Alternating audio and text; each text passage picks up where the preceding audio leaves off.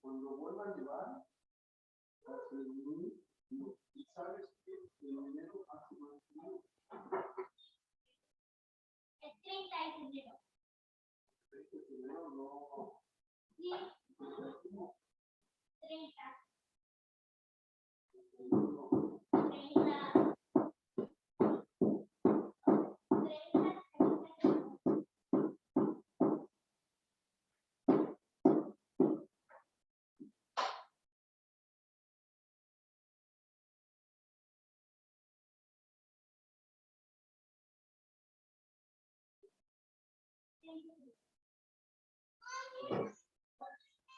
Es el último día de cada.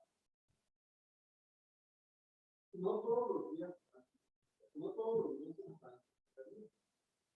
El mes que trae, el 31, en febrero trae los 20.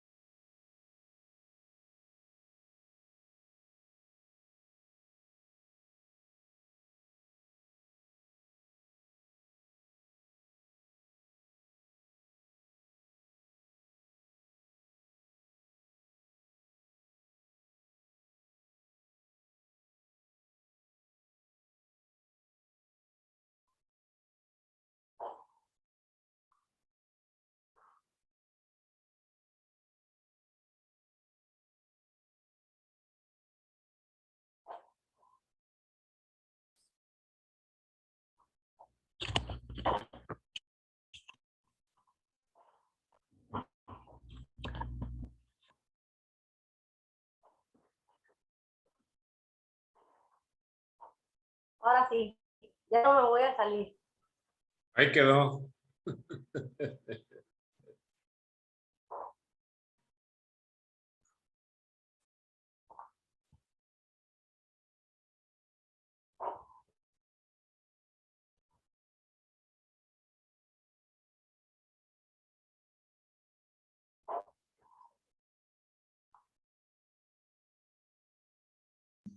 Ya en un momento que comenzamos. Ahorita, ¿qué diferencia horaria tenemos allá, Luis? ¿7 horas? Voy, que estaba silenciado. Son las 9 de la noche. Wow. Muchas gracias. Te estamos haciendo trabajar horas extras. Bueno, con gusto siempre. Vas a quedar ya muy relajadito para irte a la cama a descansar. Sí, sí, señor. Después vas a tener la conciencia tranquila de tener un día intenso, de haber trabajado hasta las 10 de la noche. Bueno. Son las cosas que tiene estar en el otro lado del mundo. Claro. Ya, mi amor.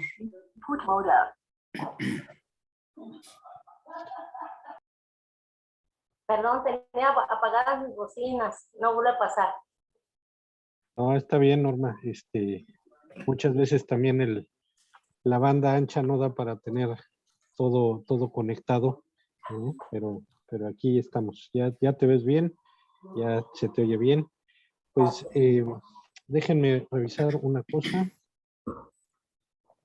Pues yo creo que podemos ir dando inicio y esperar a que se vayan incorporando los demás compañeros para respetar el tiempo y la agenda del doctor Luis Cucarella y también la de todos ustedes que han estado aquí en tiempo para iniciar este tercer día, esta tercera jornada dentro del Congreso Internacional de Derecho Procesal. El día de hoy estará con nosotros el doctor Luis Cucarella y nos ayudará con la moderación la licenciada Nancy Lara Hernández, a quien le transfiero el uso de la palabra para que nos ayude a presentar a nuestro invitado del día de hoy, que además es colega ya del colegio, porque ingresó el año pasado, entonces no solo está aquí como invitado, sino también como parte de este gran colegio en el que estamos.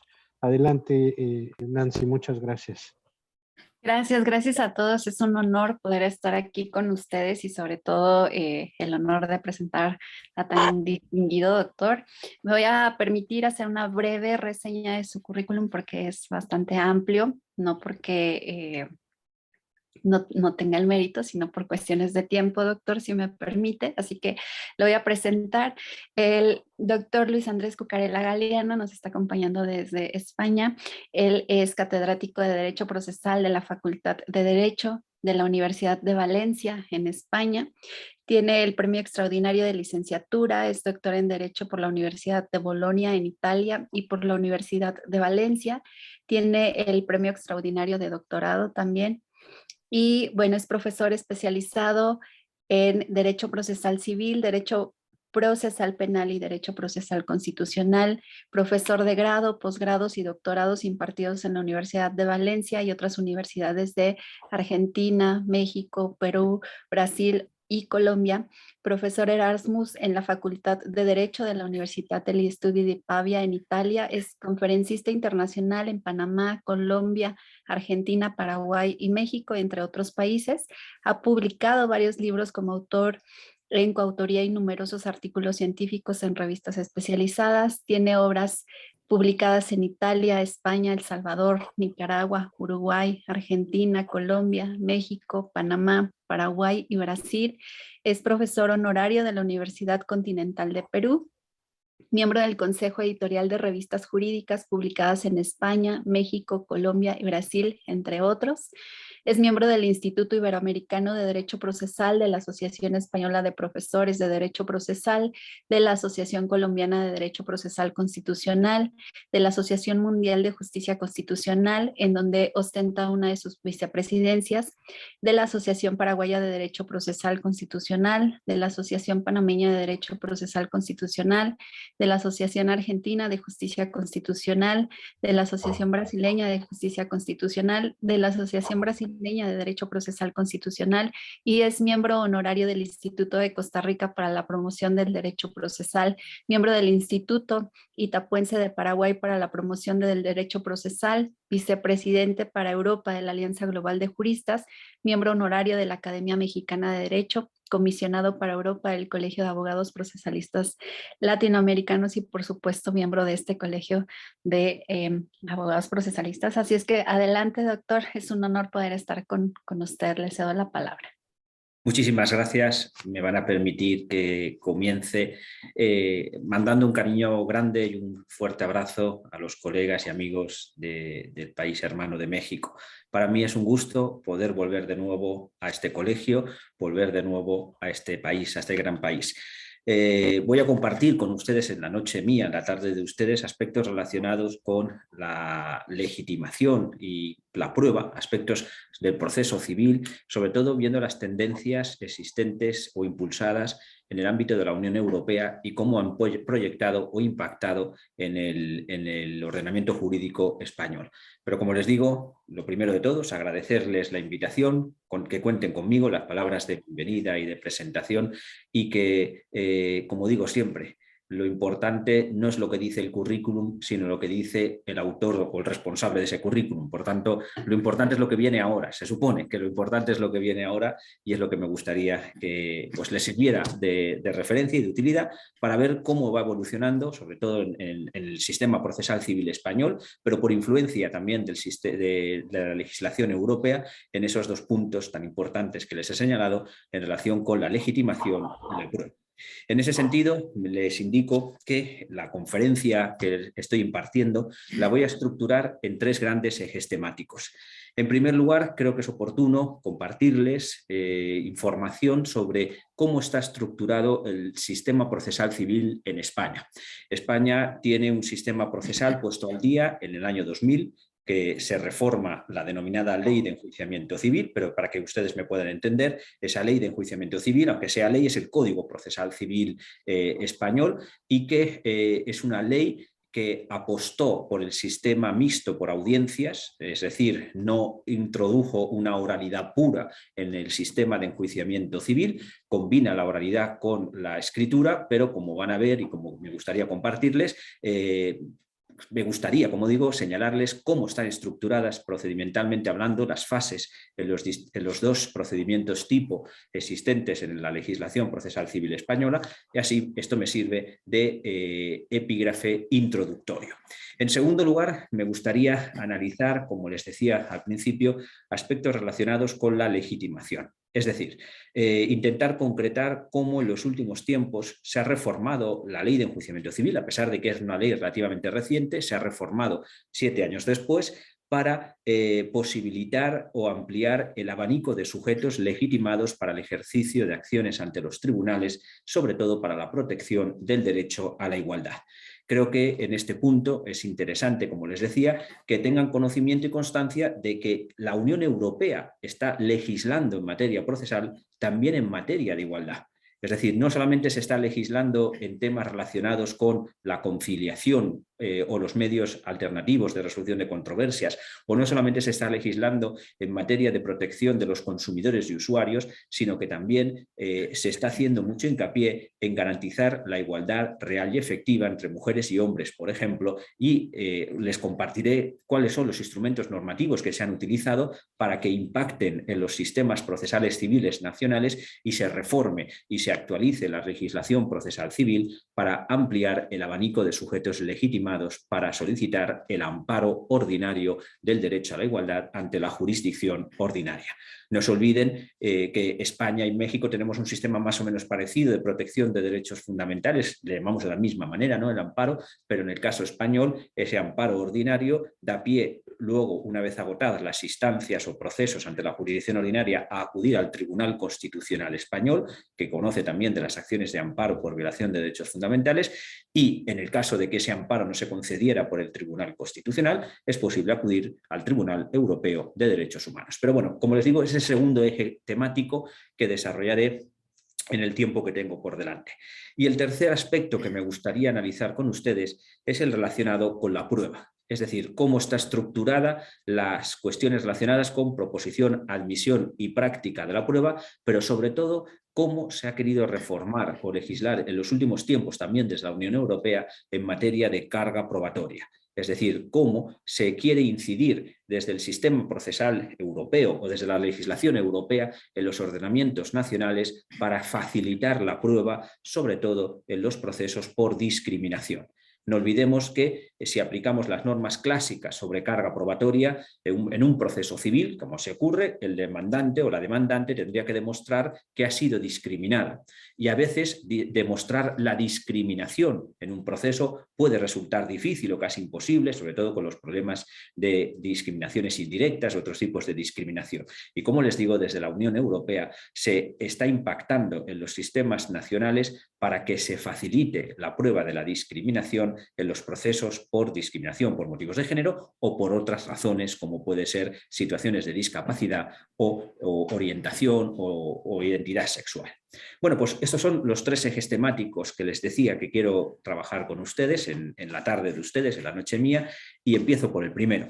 Como les decía, me interesa establecer un panorama general o que conozcan cómo está estructurado el sistema procesal civil en España. Evidentemente, el panorama que les voy a dar es a vuela pluma, a grandes rasgos, porque por razones de tiempo quiero ajustarme al tiempo asignado y porque quiero también desarrollar los otros 2 aspectos. Pero como les decía, en el año 2000, el legislador español puso al día el sistema procesal civil en España.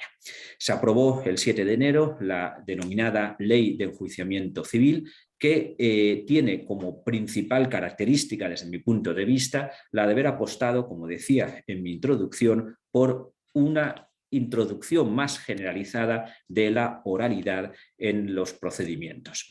La Constitución española, que data del año 1978, señala que los procedimientos judiciales serán predominantemente orales. Es decir, la Constitución no exige que los procedimientos judiciales sean exclusivamente orales. Obviamente, una oralidad pura en los procesos sería gravosa o dificultosa para las partes y, como les digo, y también para el juez. Lo que hace el legislador procesal civil español es combinar oralidad y escritura, pero con un cierto predominio de la oralidad. En ese sentido, procedimentalmente hablando, la ley de enjuiciamiento apostó por establecer o fijar dos grandes tipos de procedimientos. Es decir, se simplifica la proliferación de procedimientos para juzgar y se reducen básicamente a dos. Les estoy hablando de los procedimientos estándar, de los procedimientos tipo, porque no hay que olvidar que el libro cuarto de la ley de enjuiciamiento contempla los procedimientos especiales, como el monitorio para reclamar cantidades de dinero o los procedimientos de concurso, etcétera, que esos no los voy a tratar. Pero sí que me gustaría plantearles cuál es la dinámica básica de estos dos procedimientos estándar para que conozcan cuáles son los criterios que sigue el legislador para optar por un procedimiento u otro en el enjuiciamiento de determinadas controversias.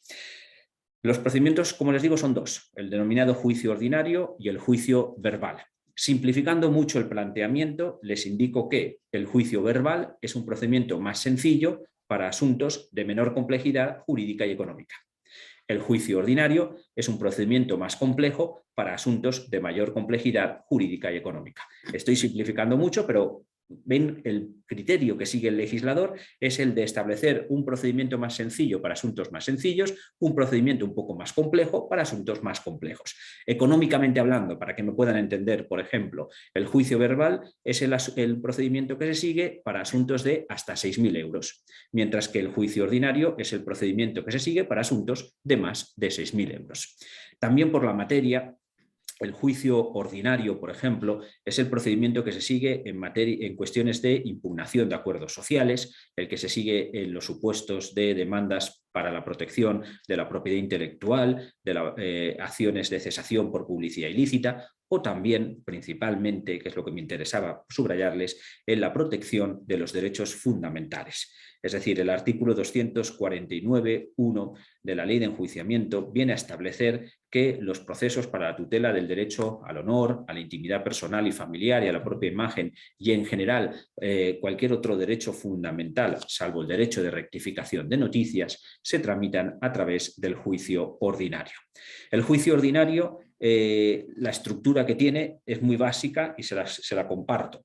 El juicio ordinario, los iniciales actos de alegación son siempre escritos, es decir, la demanda y la contestación en el juicio ordinario y en el juicio verbal, en los dos procedimientos, ambos actos de parte son escritos. Demanda y contestación, como les digo. De manera que se obliga a demandante y a demandado a que realicen las correspondientes alegaciones y a que también en esos actos de alegación desvelen determinadas fuentes de prueba, entre otras las documentales públicas o privadas, las audiovisuales o el soporte informático o la prueba de informes. Es decir, como ven, el legislador quiere que desde el inicio del procedimiento el actor desvele esas fuentes de prueba de las que dispone y lo mismo el demandado, realizándose tanto en el juicio ordinario como en el verbal esos actos, como les he señalado, de manera escrita.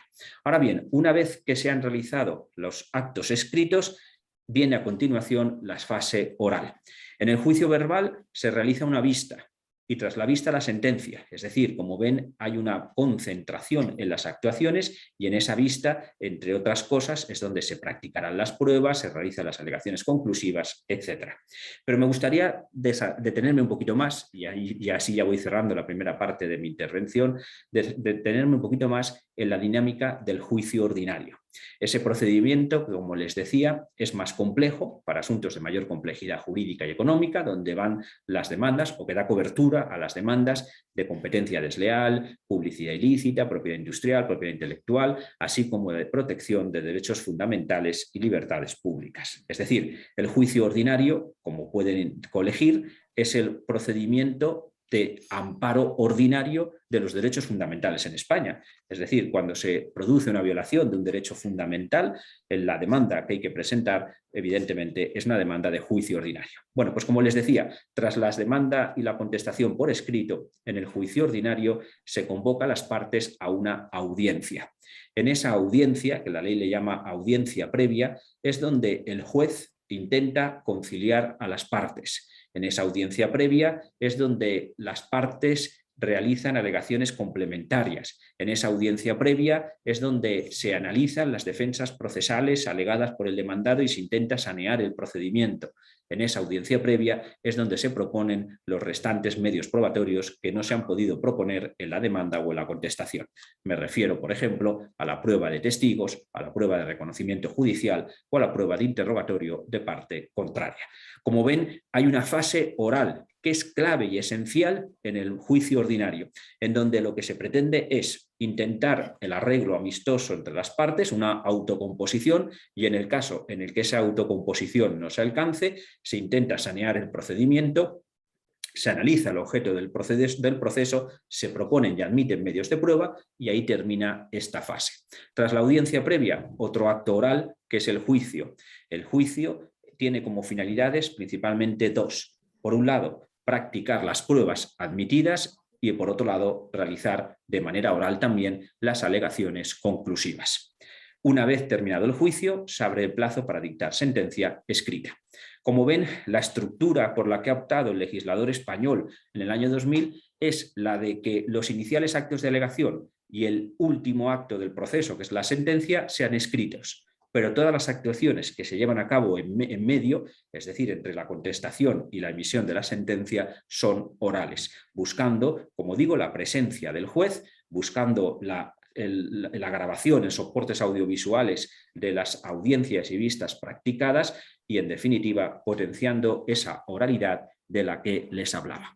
Creo que, evidentemente, con esto tienen una visión reducida, pero por lo menos aproximativa de cómo es la realidad procesal civil en España a raíz de la reforma del año 2000 y que cierro de esta manera el apartado primero o el eje primero introductorio para entrar a analizar aspectos relacionados con la legitimación y los requisitos de actitud de las partes, sobre todo subrayando, como decía al principio de mi intervención, que en este ámbito la Unión Europea está trabajando para homogeneizar los ordenamientos de los Estados parte, sobre todo en aspectos como los medios alternativos de resolución de controversias o en temas de legitimación.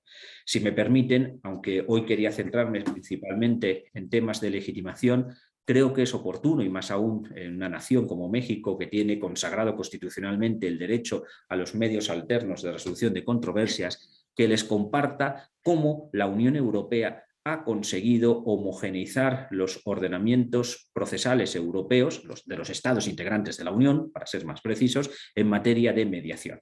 Lo digo porque la mediación no estaba regulada en la mayoría de los países europeos hasta hace pocos años. Y de hecho, quien la tenía regulada, la regulaba de diferente manera. Por ejemplo, en algún país el acuerdo de mediación podía tener fuerza ejecutiva, en algún otro no. O para adquirir la fuerza ejecutiva era más gravosa la tramitación en un determinado país o en otro.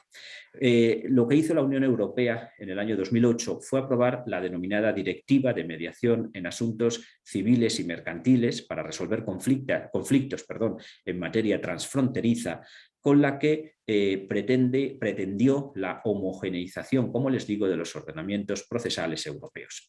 Y les explico de qué estoy hablando. La directiva europea, mejor dicho sería la directriz europea, pero la palabra que comúnmente se ha admitido es la directiva. Las directivas europeas son un instrumento normativo que utiliza la Unión Europea que consisten básicamente en establecer una regulación básica, una regulación esencial que los Estados parte tienen la obligación de incorporar a sus ordenamientos internos. Es decir, tienen que transponer esa regulación europea a sus ordenamientos internos y para ello se les fija un plazo. de que viene a ser de 1 año, 2 años, 3 años, para que, como digo, los estados incorporen y legislen en el ámbito interno sobre esa materia. La Directiva Europea en materia de mediación no fijó una regulación exhaustiva sobre la mediación, pero, por ejemplo, vino a establecer que la mediación, que el acuerdo de mediación en todos los países de la Unión tenía que tener fuerza ejecutiva. Se trata de garantizar el qué, pues que la libre circulación de personas y bienes entre los estados de la Unión y que si existen conflictos transfronterizos, esto da lo mismo que se puedan resolver en España, en Italia o en Francia, pero que en esos 3 países el acuerdo de mediación que se alcance tenga fuerza ejecutiva, por ejemplo. O también viene a establecerse que se regule los estados parte, que se proteja el deber de confidencialidad de los mediadores, etc. Es decir, como ven, fija unos mínimos que los estados parte tienen que incorporar a sus ordenamientos internos. Bueno, pues a raíz de esos mínimos, todos los estados de la Unión Europea aprobaron sus correspondientes leyes de mediación en asuntos civiles y comerciales. Y creo que es un instrumento interesante, puesto que uno de los objetivos de la Unión, como les digo, es facilitar esa libre circulación de personas, crear ese espacio común de seguridad y de justicia, y evidentemente eso pasa porque existan unos mínimos en materia de medios alternativos de resolución de controversias que sean iguales y sean respetados en todos los estados parte. Bueno, pues esa misma técnica de hacer uso de la directiva para homogeneizar los ordenamientos nacionales la ha utilizado la Unión Europea, o la utilizó, mejor dicho, por usarlo correctamente, la utilizó la Unión Europea en los años 2002 y 2004 en materia de igualdad entre hombres y mujeres. Y como les decía al principio y en mi introducción, creo que es muy interesante que me detenga en este análisis para que nos demos cuenta de que si bien la Unión Europea en su origen es una institución que nace para crear un mercado común de determinadas materias primas, con el tiempo, con las décadas, ha ido ampliando su horizonte. Y a día de hoy hacen parte del Tratado Constitutivo de la Unión Europea la Carta de Niza de Derechos Humanos y Libertades Fundamentales. Y por tanto, también en materia de derechos humanos, la Unión Europea está legislando. Y fíjense hasta qué punto, es decir, en legislación procesal civil, nos estamos encontrando con normas que están obligando a los estados parte a que se garantice la igualdad real y efectiva entre mujeres y hombres, o a que se garantice la igualdad de las personas en situación de discapacidad. Es decir, me parece como novedoso, llamativo e interesante este aspecto, puesto que, como digo, está contribuyendo a crear ese espacio común en materia de protección de este tipo de derechos, como son los derechos humanos. Bueno, pues como les decía, la Unión Europea en esas directivas de 2002 y de 2004 viene a establecer que es conveniente, es oportuno que los estados parte permitan que cuando haya discriminaciones contra las mujeres, cuando haya discriminaciones por motivos de género, no solamente sea la mujer discriminada o las mujeres discriminadas las que tengan legitimación activa para dirigirse a los tribunales civiles y solicitar la protección o la tutela o el amparo de su derecho, sino que es necesario que se amplíe el abanico de sujetos que ostenten legitimación activa. Es decir, se dice a los estados parte que en materia de legitimación, es decir, a la hora de concretar la posición jurídica habilitante para poder acudir y obtener ante los tribunales la tutela del derecho a la igualdad, es necesario que haya más sujetos habilitados legítimamente para poder solicitar la tutela del derecho a la igualdad cuando existan conductas o actuaciones de carácter discriminatorio. Pues bien, estas directivas impactaron en el sistema procesal civil español en la medida en que en el año 2007 se aprobó la Ley Orgánica 3 para garantizar la igualdad efectiva entre mujeres y hombres, y esa ley orgánica en su disposición adicional quinta impactó en la Ley de Enjuiciamiento Civil. Es decir, se introdujo en el Código Procesal Civil Español un artículo específico, una disposición específica para regular estos aspectos relacionados con la protección del derecho a la igualdad, de la legitimación para la protección del derecho a la igualdad. Y me refiero al artículo 11 bis. Este artículo está insertado a continuación del artículo 11, obviamente, y está en el capítulo en donde se regulan los requisitos de aptitud de las partes en el proceso civil. Es decir, el artículo 6 de la Ley de Enjuiciamiento Civil Española establece quién tiene aptitud para ser parte en un proceso. El artículo 7 es el que establece que tiene una aptitud para comparecer en el proceso y realizar eficazmente los actos procesales. Otros artículos posteriores regulan la necesaria intervención de abogado en el proceso civil, pero en lo que se refiere a la legitimación, los artículos a tener presentes son el 10, el 11 y el 11 bis. Brevemente les hago referencia a los artículos 10 y 11 para desarrollar el 11 bis, que es el que se introdujo a raíz de esa reforma motivada o influenciada por la legislación europea. El artículo 10 de la Ley de Enjuiciamiento Civil es el que establece como regla general quién ostenta una posición jurídica que le habilita para poder pedir y obtener la tutela ante los tribunales civiles. En concreto, obviamente, esa legitimación activa la tiene el titular del derecho violado o insatisfecho. Es decir, la legitimación ordinaria está regulada en ese artículo 10, atribuyéndose y reconociéndose, como no podía ser menos, al titular de las personas, del derecho que haya sido objeto de violación o haya sido insatisfecho, etc. Ahora bien, el artículo siguiente, el artículo 11, regula la legitimación de las asociaciones de consumidores y usuarios para poder actuar ante los tribunales españoles haciendo valer derechos de los consumidores y usuarios a título individual. Es decir, ya estamos hablando en el artículo 11 de un supuesto de legitimación extraordinaria, es decir, la posibilidad de que alguien que no es titular del derecho violado o insatisfecho pueda legítimamente pedir y obtener la tutela de otros derechos ajenos. Y me refiero en este caso a las asociaciones de consumidores y usuarios, en donde en la Ley de Enjuiciamiento hubo una apuesta clara por la protección de los derechos de los consumidores en ese ámbito. Hay otros aspectos que han sido deficientes y que la misma justicia europea nos lo ha dicho, que se la comparto, por ejemplo, en materia de ejecución hipotecaria en la legislación procesal civil española. Ha sufrido varios reveses por parte del Tribunal de Justicia de la Unión Europea, que nos ha dicho que no se ajustaba la Ley de Enjuiciamiento Civil a la protección, al nivel de protección de los consumidores en materia de ejecución hipotecaria, y hemos tenido que reformar la Ley de Enjuiciamiento por influencia o por sentencias dictadas por el Tribunal de Justicia.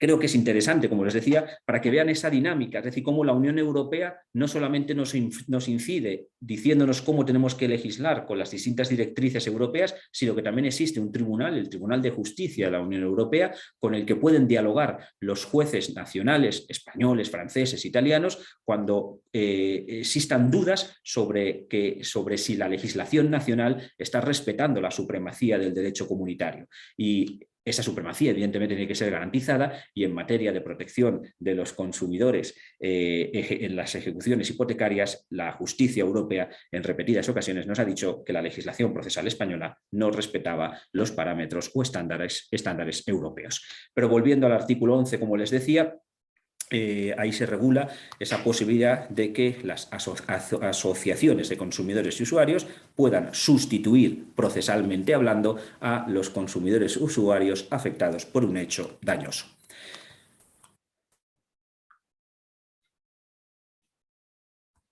Voy al artículo 11 bis, que es el que les decía que se introduce en el año 2007, como ven, 7 años después de la reforma general en materia civil. En materia procesal civil, se introduce este artículo 11 bis por influencia de esas directivas europeas que les he señalado. El artículo 11 bis contempla básicamente dos supuestos de hecho.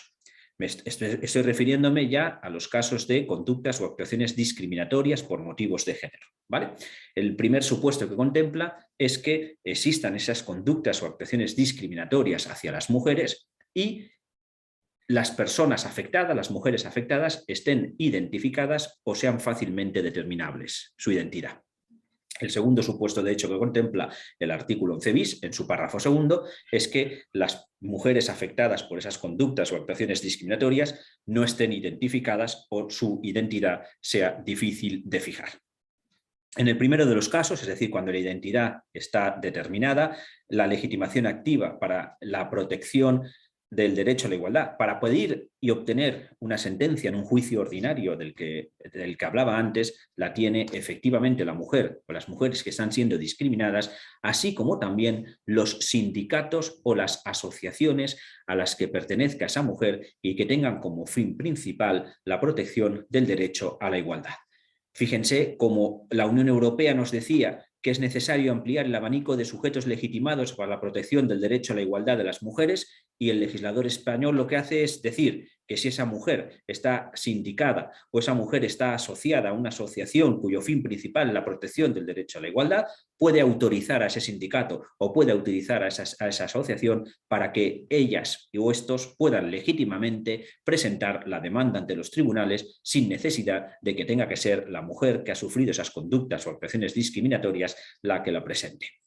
La segunda situación, de hecho, que contempla este artículo es la de que el colectivo de personas afectadas, de mujeres discriminadas, no esté determinado. En ese caso, los sujetos se amplían, los sujetos legitimados se amplían en la medida en que tienen legitimación activa para accionar ante los jueces civiles, para iniciar un juicio ordinario, los organismos públicos en materia de protección del derecho a la igualdad, los sindicatos más representativos o las asociaciones de ámbito estatal. En estos casos, esos sindicatos o esas asociaciones no necesitan, obviamente, autorización de las víctimas o de las personas discriminadas para poder presentar la correspondiente demanda. Vean cómo la ley de enjuiciamiento, como un código procesal civil, está incorporando esta necesidad de ampliar el abanico de sujetos legitimados para dar cumplimiento a las exigencias impuestas desde el ámbito de la Unión Europea.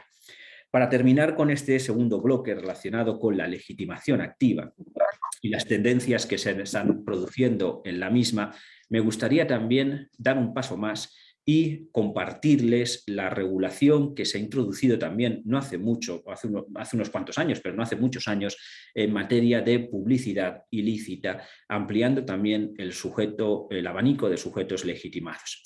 ¿Por qué? Bueno, pues todo esto viene determinado, la reforma de la Ley General de Publicidad en España, una ley procesal, una ley civil que también contiene normas procesales civiles, viene determinada porque en España se aprobó una ley integral en materia de lucha contra la violencia de género, que esta ley abarcó el fenómeno y el problema de la violencia de género desde diferentes puntos de vista.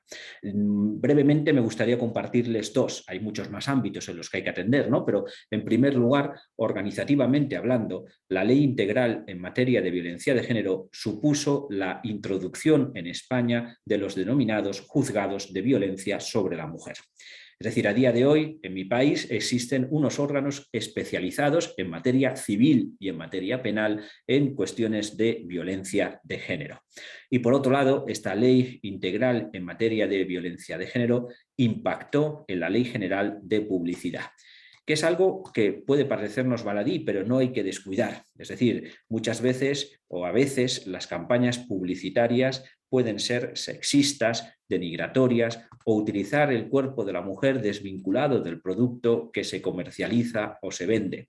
Y es verdad que directamente las campañas publicitarias sexistas no fomentan la violencia de género, directamente, pero indirectamente están generando y manteniendo un caldo de cultivo para seguir perpetuando las discriminaciones hacia la mujer y, en su caso, ser caldo también de cultivo para una eventual violencia hacia ellas. Por eso me parece interesante que la ley integral en materia de violencia de género abarcara también la reforma de la Ley General de Publicidad para ampliar el abanico de sujetos legitimados y para poder accionar cuando existan campañas publicitarias ilícitas por ser denigratorias o discriminatorias o sexistas, discriminatorias de la mujer. En ese sentido, organismos como la Delegación del Gobierno en la lucha contra la violencia de género, el Instituto de la Mujer, o institutos autonómicos equivalentes o asociaciones cuyo fin único sea la protección del derecho a la igualdad, pueden accionar ante los jueces civiles para que cesen campañas publicitarias de carácter sexista. Me gustaría, para cerrar este bloque, recordar como por ejemplo en el ámbito de lo que es la violencia y la discriminación hacia las mujeres o los feminicidios, como por ejemplo la Corte Interamericana de Derechos Humanos ha insistido tanto en asuntos, por ejemplo, como el campo algodonero contra México, indicando cómo se debe afrontar este fenómeno desde diferentes perspectivas y cómo es necesario crear una cultura de respeto hacia las mujeres y a las víctimas de estas conductas. Y creo que puede ser interesante este fenómeno que les decía, este fenómeno normativo en mi país, de cómo se ha querido abordar ese problema creando órganos jurisdiccionales especializados en materia de violencia de género, donde no solamente los titulares, sino quienes trabajan allí tienen esa formación específica en la materia, o cómo, por ejemplo, se ha querido incidir en materia de campañas publicitarias ilícitas por ser discriminatorias y que pueden, sin lugar a dudas, contribuir en la lucha contra las mismas a evitar la discriminación hacia las mujeres y combatir la lacra de la violencia de género.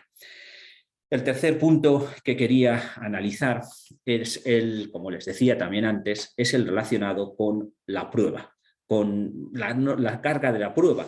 Pero me gustaría, antes de analizar estas cuestiones sobre carga probatoria en las que la Unión Europea también está trabajando y ha incidido en los sistemas procesales civiles de los Estados parte de la Unión, brevemente indicarles cuál es la sistemática en materia de proposición, admisión y práctica de prueba en la legislación procesal civil española, para luego hablarles ya de lo que es la carga probatoria.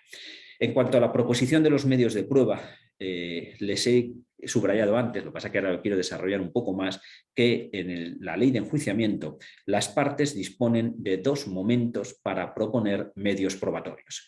Hay determinados medios de prueba que se proponen en la demanda o en la contestación, son los medios enumerados en el artículo 265 de la Ley de Enjuiciamiento Civil, es decir, prueba documental pública o privada, prueba audiovisual, prueba en soporte informático, prueba de informes principalmente, y el resto de medios probatorios se proponen oralmente en la audiencia previa en el caso del juicio ordinario o en la vista en el caso del juicio verbal.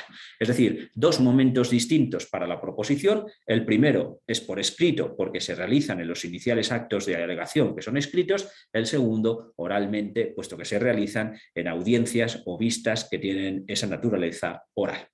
La admisión de medios probatorios se lleva a cabo precisamente en esas vistas, en esas audiencias, en esos actos orales, en donde el juez obviamente tiene que estar presente y donde a continuación, dependiendo del procedimiento, en unidad de acto o en otra audiencia, se lleva a cabo su práctica. Pero, por ejemplo, les llamo la atención de algo que cuando yo lo explico esto en clase, a los estudiantes les llama la atención, pero que si lo dice la ley es por algo, y es que exige, por ejemplo, expresamente la presencia del juez en la práctica de los medios probatorios. So pena de nulidad, es decir, porque se quiere acabar con una corruptela que había hasta el año 2000, donde las pruebas en los procesos civiles no se practicaban en presencia del juez, se practicaban ante el secretario o la secretaria judicial que los documentaba y luego el juez civil resolvía sobre lo que había documentado previamente ese letrado de la Administración de Justicia, que es como le llamamos ahora al secretario o a la secretaria judicial.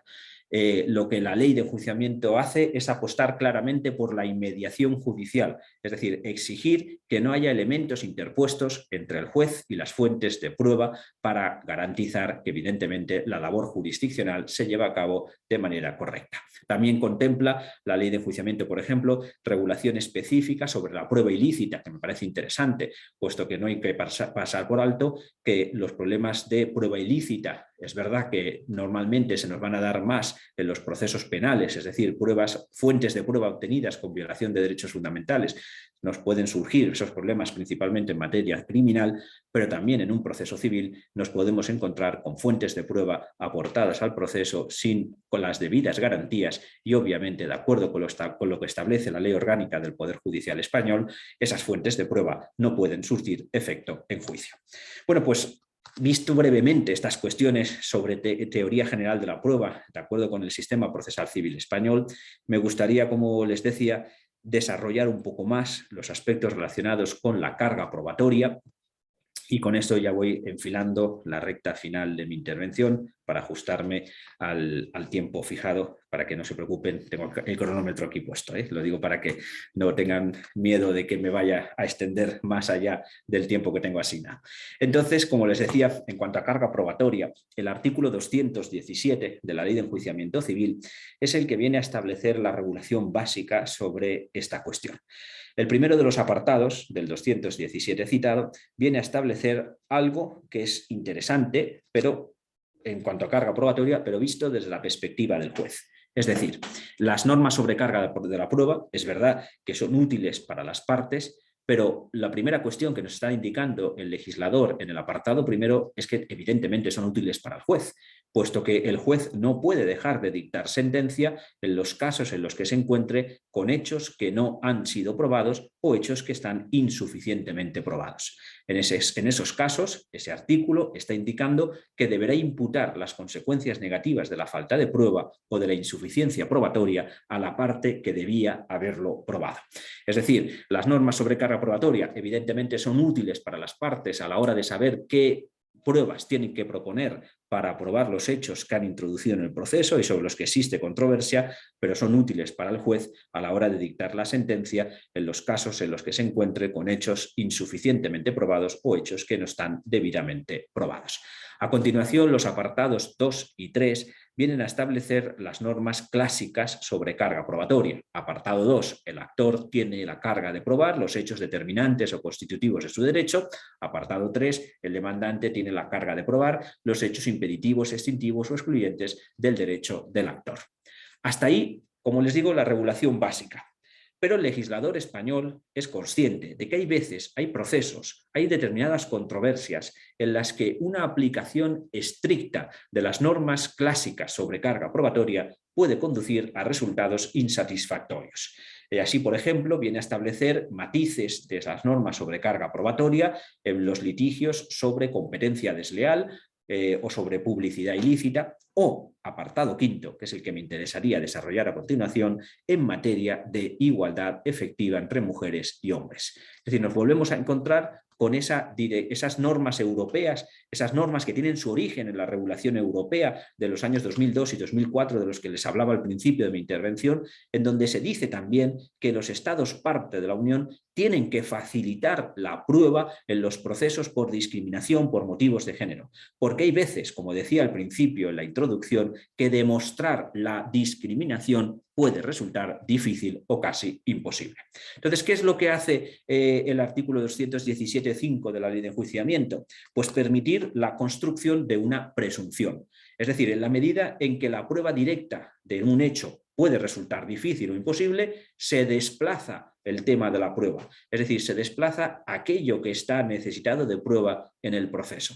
De manera que la mujer discriminada o esos sindicatos de los que hablaba antes o esas asociaciones pueden introducir en el proceso indicios de discriminación para que esos indicios sirvan de nexo causal para la construcción de la presunción de la que hablo. Es decir, para poder tener por presunta la discriminación. Pero estamos hablando de una presunción, por lo tanto, el demandado obviamente puede poner de manifiesto, y lo tiene más fácil, puede poner de manifiesto que no hay discriminación o que las medidas adoptadas fueron proporcionadas. ¿Vale? Se trata de jugar con el juego de las presunciones, no para invertir la carga de la prueba, porque hay quienes entienden, hay procesalistas que dicen que las presunciones suponen una inversión de la carga de la prueba. Desde mi punto de vista, las presunciones no invierten la carga de la prueba, sino que lo que hacen es desplazar el tema de la prueba, es decir, no se prueba directamente el hecho presunto, sino que lo que se prueban son los indicios y en ese caso, como les digo, se facilita la prueba de la discriminación. Yo he estado centrándome en cuestiones relacionadas con la discriminación por motivos de género, en la medida que esa es la regulación que está contemplada expresamente en la Ley de Enjuiciamiento. Pero ya les he dicho que existen otras directrices europeas que contemplan estas mismas especialidades en materia de legitimación o en materia de facilitación de la prueba en supuestos de discriminación por motivos de discapacidad, por ejemplo, o por motivos de orientación sexual. Y que esa regulación luego se ha incorporado al ordenamiento jurídico procesal español en otras leyes distintas a la Ley de Enjuiciamiento y por eso no las he incluido. Pero me gustaría que tuvieran presente que este argumentario que he hecho en relación con la facilitación de la prueba por discriminación por motivos de género o en la facilitación del acceso a los procesos cuando existe discriminación por motivos de género, mutatis mutandi se puede extrapolar a todos los supuestos de discriminación por cualquier otro motivo. Pero insisto, lo he querido subrayar en relación con motivos de género y sobre todo vinculándolo con la violencia de género en la medida en que puede contribuir a generar esa cultura de respeto hacia la dignidad de las personas y en concreto de las mujeres y evitar y combatir esta lacra que nos acecha en todas las partes. En definitiva, concluyo así de esta manera con una frase que a mí muchas veces me ha gustado utilizar en los diferentes congresos. Fíjense que me he estado refiriendo a la legislación procesal civil, pero constantemente he estado nadando también en sistema de justicia constitucional y justicia supranacional, porque en definitiva todo está entrelazado. Y me gusta, como digo, terminar en este caso mi intervención con esta frase, con esta idea, y es que, como ustedes bien saben, la Revolución Francesa y otras revoluciones liberales burguesas de los siglos XVIII y XIX enarbolaron la bandera de la libertad, la igualdad y la fraternidad. Bueno, pues yo prefiero cambiar ese lema y hablar de igualdad, igualdad e igualdad, porque sin igualdad no hay libertad y sin igualdad no hay fraternidad. Muchísimas gracias por su atención. Muchas gracias, estimado doctor. Es un honor, la verdad, escucharlo. Nos ha llevado en una muy interesante historia respecto del sistema procesal y aprovecho para decirles a todos los asistentes si pueden poner ahí sus comentarios o sus preguntas, claro, también las vamos a recibir. Y a propósito de la carga de la prueba, doctor, me parece súper interesante que haya tocado el tema de violencia porque su servidora se enfoca a esta parte de estudio e investigación. Y una de las características que estamos viendo recientemente, dadas la situación en la que vivimos de confinamiento, es que la violencia psicológica es una de las cosas que difícilmente podemos probar justo en esta parte de, como mencionaba, de la discriminación. Bueno, la violencia psicológica es difícil de comprobar y como una violencia que no deja una huella aparente necesita realmente respaldarse con otros medios para que tenga el impacto que necesita y sobre todo para el respeto a los derechos de las víctimas. Así es que me parece sumamente interesante. Le están felicitando. Juan José Burciaga dice, excelente exposición, felicidades, muy interesante. Aquí en Facebook también tenemos los comentarios. Mónica se le dice muy interesante su ponencia. Le manda saludos. María Cruz también le felicita por su excelente ponencia.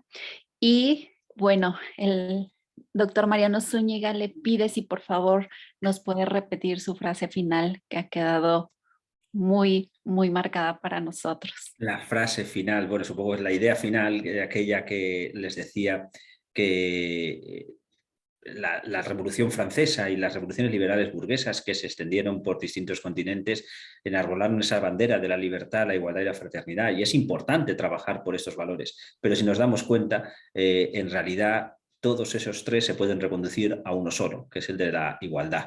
La igualdad, igualdad, igualdad, porque como decía antes, sin igualdad no hay libertad, sin igualdad no hay fraternidad.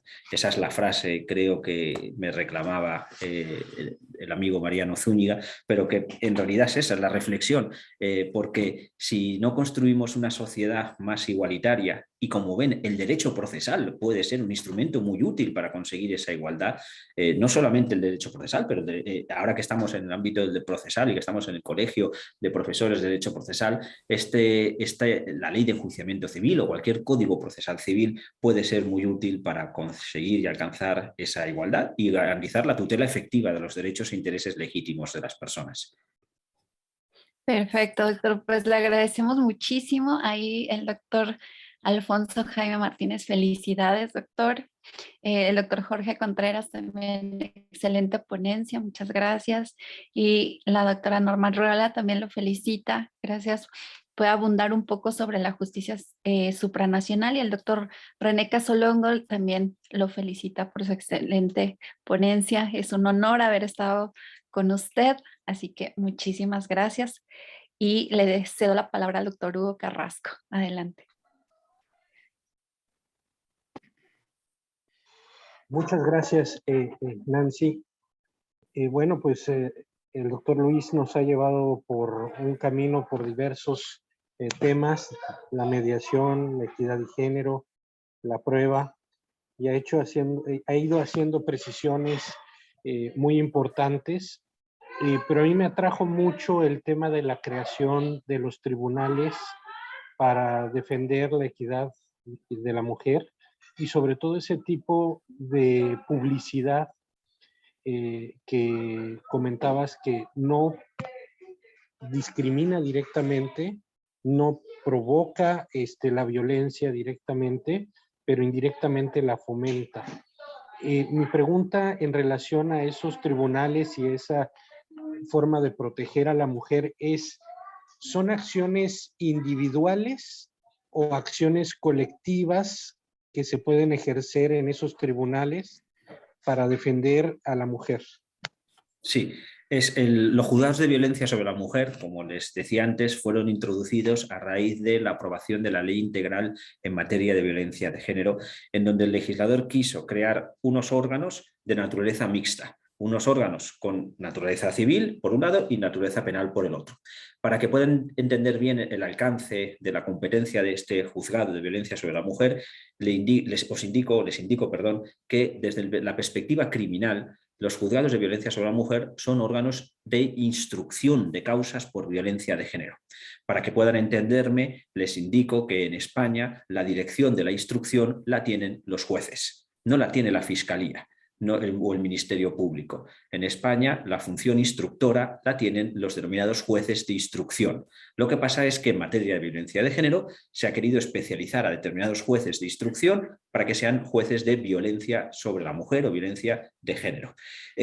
Alguien podría entender o podría decirme, pues entonces ustedes tienen un sistema inquisitivo porque son los jueces los que investigan y son los jueces los que juzgan, pero no es inquisitivo en la medida en que es un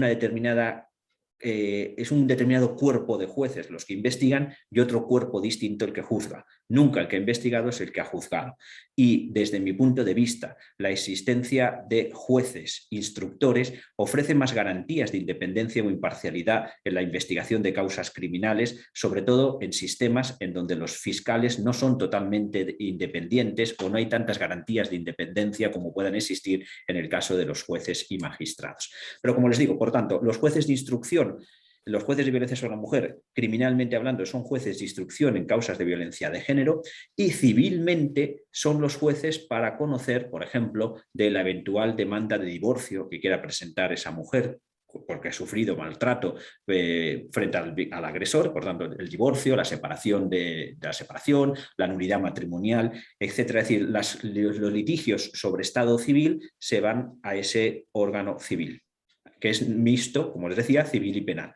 Entonces, las acciones que pueden ejercitarse, pues la podrá ejercitar criminalmente hablando la mujer víctima de violencia de género, pero también puede ejercitar la acción penal la Fiscalía. Pero también en España tenemos la acción penal popular, es decir, cualquier persona que no sea víctima o agraviado por un delito puede ejercer la acción penal. Y así, por ejemplo, asociaciones en defensa de los derechos de la mujer o los ayuntamientos pueden constituirse en parte acusadora en el proceso penal. Civilmente hablando, las cosas son distintas, porque en este caso la legitimación es más restringida, obviamente, a la mujer que ha sido víctima de los malos tratos o de la violencia, o en su caso habría que ver si existen menores de edad, pues la posibilidad de intervención de la Fiscalía. Pero como digo, hay que jugar con esa doble cara que tiene este juez especializado en violencia de género, pero que civilmente hablando su competencia es para esa cuestión de estado civil de las mujeres víctimas de violencia de género. Prohibiéndose en todo caso, eso sí, en la legislación sobre violencia de género se dice expresamente que está vedada la mediación. Es decir, tanto la mediación civil en los asuntos de estado civil como la mediación penal está prohibida por ley si ha habido violencia de género, porque entiende el legislador que no se da la paridad o la igualdad entre las partes para llegar a una solución autocompositiva, puesto que el victimario colocaría a la víctima en situación jurídica y fácticamente hablando de desigualdad.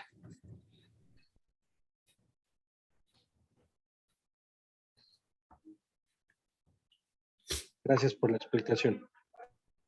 Muchas gracias, doctor Hugo. Me parece la doctora Norma Arreola tiene algún comentario. Adelante. Sí, muchas gracias. Brillante su exposición, doctor Cucarella. Fuimos recorriendo todo su presentación y en este punto donde usted está haciendo su comentario conclusivo, me llama mucho la atención cuando menciona que los jueces, el juez instructor es el juez que va a conocer de la investigación de lo que es violencia de género y que eventualmente va a conocer también en el juicio familiar o civil un caso de divorcio de esa misma mujer violentada. ¿Así es? Sí, es decir... Entonces podríamos decir que estamos frente a una figura de un juez con eventual función mixta. Sí, sí, de hecho en España no es extraño que los jueces puedan tener una función mixta. En España, por ejemplo, ya no vinculado a la violencia de género, tenemos los denominados juzgados de primera instancia e instrucción, es decir, jueces que son de primera instancia para asuntos civiles y de instrucción para causas criminales. Es decir, tenemos ese juez que tiene esa doble faceta. Lo que pasa es que, por ejemplo, en grandes ciudades como Madrid, Barcelona, Valencia, etcétera, la ley permite que ese juez de primera instancia de instrucción se desgaje y que existan juzgados de primera instancia por un lado y juzgados de instrucción por el otro. Pero doctor, sí, perdón, aquí me cabe una duda. ¿Y cómo se garantiza en ese actuar de la función mixta de este juez la imparcialidad necesaria en la aplicación del derecho y la justicia?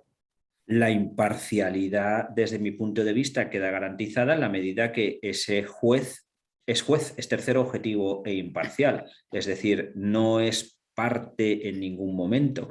En la causa criminal, el juez investiga, está garantizando, está preparando el proceso para que otro órgano jurisdiccional juzgue con esa debida separación de funciones entre la instrucción y el enjuiciamiento del que les hablaba hace un momento. Y en ese sentido, desde mi punto de vista, quedaría garantizada la imparcialidad. No sé si también era usted la que me había escrito sobre si podía abundarle un poco sobre la justicia supranacional, ¿no? Sí. ¿O no? Sí, lo digo porque ha quedado pendiente esa pregunta ahí. Si me permite, aprovechando que estamos en esta conversación, le abundo un poquito sobre eso también para completar, nada, con gusto, para completarle lo que les estaba diciendo. Y es que, claro, en el sistema interamericano o en el sistema mexicano, ustedes tienen fuera del ámbito territorial mexicano un órgano como es la Corte Interamericana de Derechos Humanos que puede impactar en su sistema, ¿no? Y que diferentes sentencias han dictado condenando a México o incluso aun cuando no haya condenado a México, en virtud de un control de convencionalidad, los jueces mexicanos pueden aplicar la jurisprudencia emanada por la Corte Interamericana de Derechos Humanos. Pero en el sistema europeo nosotros tenemos un doble juego de justicia supranacional. Los países europeos que están dentro de la Unión Europea también están dentro del Consejo de Europa. De manera que tenemos en la Unión Europea el Tribunal de Justicia de la Unión Europea y en el Consejo de Europa tenemos el Tribunal Europeo de Derechos Humanos. Órganos supranacionales con funciones distintas en la medida en que el Tribunal Europeo de Derechos Humanos, con sus diferencias, viene a cumplir una función parecida a la Corte Interamericana de Derechos Humanos, mientras que el Tribunal de Justicia de la Unión Europea es un tribunal que trata de garantizar la supremacía del derecho comunitario, del derecho de la Unión sobre el derecho nacional. A ese Tribunal de Justicia de la Unión Europea, los ciudadanos europeos no podemos acceder. Es decir, yo como ciudadano europeo no puedo presentar una demanda ante el Tribunal de Justicia de la Unión. Sí que puedo presentar una demanda contra España, por ejemplo, ante el Tribunal Europeo de Derechos Humanos, porque saben que en el caso del sistema europeo las víctimas sí que tienen acceso directo al Tribunal Europeo, no como en el sistema interamericano, que hay que acudir a la Comisión Interamericana. No se acude directamente a la Corte, sino que se pasa primero a la Comisión y es la Comisión la que eleva el asunto a la Corte, ¿no? En el caso del Tribunal de Justicia de la Unión Europea, como les señalo, este órgano es principalmente un órgano con el que dialogan los jueces nacionales. Es decir, un juez español o un juez francés o un juez italiano tiene que garantizar siempre que se respeta el derecho de la Unión y de manera que si se encuentra con una norma interna que contradice el derecho de la Unión, está autorizado a dejarla a un lado y aplicar el derecho de la Unión. Si tuviera dudas sobre la interpretación, sobre el alcance de la supremacía, etc., lo que puede hacer es suspender el proceso nacional y plantear la cuestión prejudicial al Tribunal de Justicia de la Unión Europea. Es decir, plantearle la duda al Tribunal de Justicia de la Unión, planteándole para que le resuelva si efectivamente el derecho europeo en ese punto es superior o y qué dice el derecho europeo o cómo interpretarlo. Y en función de lo que resuelva el Tribunal de Justicia, si dice que el derecho europeo es superior, pues evidentemente hay que aplicar el derecho europeo, el derecho de la Unión, para ser más precisos, porque Europa es más amplia que la Unión Europea, hay que aplicar el derecho de la Unión Europea frente al derecho nacional. Es un juego interesante y, como ven, esa música les puede sonar parecida al control de convencionalidad. Es decir, en el seno de la Unión Europea, para garantizar la supremacía del derecho de la Unión, los jueces nacionales deben ejercer un control de convencionalidad comunitaria, si me permite que lo diga así. Un control de convencionalidad comunitaria, garantizando que se respete el derecho de la Unión, y si tienen dudas, que esa es una diferencia importante con el sistema interamericano, pues donde un juez nacional mexicano no puede dialogar con la Corte Interamericana. Sin embargo, un juez español, si tiene dudas, puede dialogar y plantearle esa duda al Tribunal de Justicia de la Unión Europea para que le resuelva ese choque, ese aparente choque entre la norma superior y la norma nacional.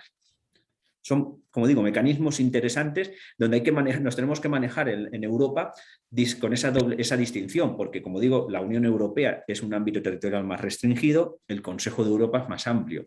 El Consejo de Europa, que es donde ejerce jurisdicción el Tribunal Europeo, integra a 47 estados. Europa está integrada por 50 estados, es decir, casi todos los estados del continente europeo están bajo la jurisdicción del Tribunal Europeo de Derechos Humanos, pero sin embargo solamente los estados de la Unión Europea están bajo la jurisdicción del Tribunal de Justicia de la Unión Europea. Muchas gracias, doctor. Muy interesante. Gracias. Con gusto. Muchas gracias, doctor. Y bueno, Ana López también lo felicita. Ha sido excelente su ponencia. Y a nombre del Colegio de Profesores de Derecho Procesalista, el doctor Cipriano Gómez Lara, le agradecemos su participación y le cedo la palabra también al doctor Hugo Carrasco, no sin antes, ¿verdad?, leer su constancia. Gracias por su participación en este 23º Congreso Internacional de Derecho Procesal, Jornadas Procesales. El Colegio Nacional de Profesores de Derecho Procesal, doctor Cipriano Gómez Lara, otorga el presente reconocimiento al doctor Luis Andrés Cucarella Galeana por su brillante participación en la conferencia magistral Tendencias en materia de legitimación y prueba, y firma nuestra querida doctora Sara Santillán Flores, presidenta de este honorable colegio. Buenas tardes a todos. Muchas gracias, doctor. Muchas gracias. Muchas gracias, doctora. Muchísimas Encantada gracias. de tenerla. Abran micrófonos. Muchas gracias. Gracias a ustedes. Muchas gracias. Por su cariño y por su afecto. Ojalá que pronto nos veamos en persona. ¿Les parece Esperemos que bien sí. si abrimos Gracias. las cámaras para tomar una foto Muchas gracias. con...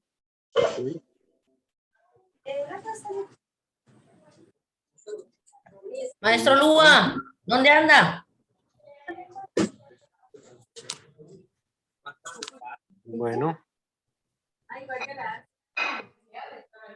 ¿Listo?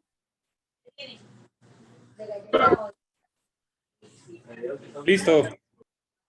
Muchas gracias. Buenas noches y gracias. Luego. Buenas Al noches. contrario. buenas Gracias, noches. Nos doctor vemos, Cucarella. Hasta luego. nos vemos Desde en un rato Mexicali más. hasta España. Buenas noches allá, buenos días aquí. Chao, chao. Chao, chao. Bye.